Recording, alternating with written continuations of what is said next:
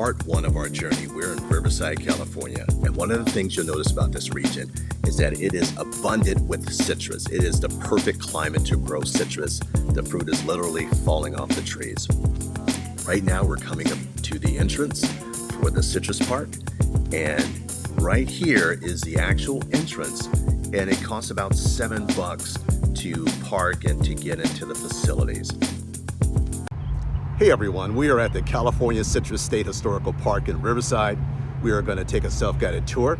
We're going to view their facilities and learn a little bit more about citrus today. Let's get to it. So after you park, you walk right into this building. And on the left, when you get in, is a museum. And the museum has a wonderful visual and audio history of citrus. It tells you tons of facts about it, but you get a chance to get immersed a little bit into the history of citrus, which is really wonderful. And on the right, they have this citrus-themed convenience store. And it's super cool because when you look around, they have all these different products like honeys and jams that are all derived from citrus-based fruits. One of the cool things about this park is that it sits on 250 acres of land, and about half of it is dedicated to citrus groves. So that's really nice. It gives has a nice ability to be spread out. It's a hilly kind of terrain with neat little elevations. They have these pathways where you can actually walk up. Starts off paved and then it gets to kind of unpaved roads.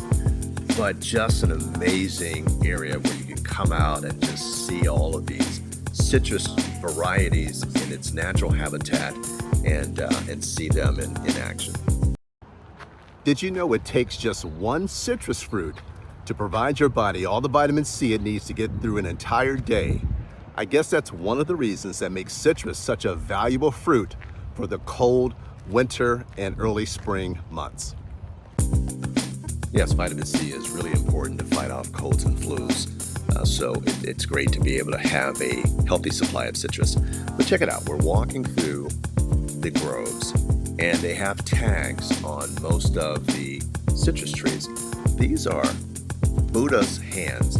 I've never tasted these, they're very unique looking. If any of you have tasted Buddha's hands, would love to know what it tastes like and would love to know your opinion if I should add this to my orchard. But you walk around, again, it's self-guided. They do have tours that are guided periodically, but you can come out pretty much anytime the park is open and have a self-guided tour and just walk through and explore and see the growth habit of the trees and see the different varieties and get some ideas about varieties you may not have thought of. Speaking of unique varieties, this one is called Citrus trifoliata, and it is a orange but has very much acidity and lemon-like qualities. Matter of fact, it has so much acidity that it can cause nausea if eaten too much of it. But just another example of some of the unique varieties, and many varieties that I have actually never heard of. And you have many different varieties like the pomelo, which is the parent of the grapefruit along with the sweet orange. But you get a chance to see how big these trees grow. These are standard trees. When we get back to my property, you'll see that most of mine are semi-dwarf and dwarf trees. One of the things that people may not realize about citrus is that they actually like a little bit of cold down in the 30s and 40s to really get its full color and also its full level of sweetness. I mentioned before that there's nice elevation changes on the property. There's about 250 acres, as I mentioned, and right there what you're looking at is actually the peak. It's the highest point on the property. But it's really cool to have these little areas where you can sit down, relax, and just take a moment to appreciate nature. Let me get you oriented. As we pan from left to right, we're moving from west to east. So we started off facing kind of Orange County, then LA. Right there is Mount Baldy. We'll come back to that in a second. But as we go to the right and we go east, directly ahead, you see those mountains in the distance with the snow on it? That is actually Big Bear. And then we're panning back. You can see the beautiful property, all the orange groves, all the rows and rows of citrus growing out on this property, and then sprinkled in with some beautiful palm trees. Makes an incredible, beautiful environment environment to look out and appreciate. And then right there's Mount Baldy. Mount Baldy is a mountain that if you grew up in the Inland Empire, you probably spent a lot of time on. You go up there in the winter when it snows, do some sledding and some other snow activities, really cool. You go up to Wrightwood, you go to Big Bear if you want to do some actual skiing. But again, just a beautiful scenic experience here on the property. Citrus is believed to have originated somewhere around China and India, and there are over 1,000 varieties that exist.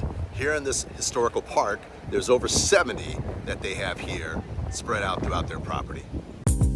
As we wrap up, I will share with you, it is kind of heartbreaking to see all the food that goes to waste. There is a quarantine. This isn't a quarantine area. So there is, you're not supposed to pick any of the fruit. You're not supposed to take it on property because they're trying to prevent the spread of some very nasty pests that are infecting the citrus trees. But it is heartbreaking, and I wish there was a solution where they could, we could salvage more of these food and help people that are having food insecurity. Hopefully they can come up with a good solution to address this challenge, but I'm sure it's a difficult one to solve. And finally, as we end on a high note, down below within the property, there's this beautiful park area that you can come out and just barbecue or do whatever you like. I saw a wedding party taking pictures, just a beautiful area to sit down and enjoy and relax. And that's it. Wonderful day out at California Historical State Citrus Park in Riverside. We had a great time. We enjoyed it. But now let's head back and let's see what's going on at Backyard Orchard Dreams.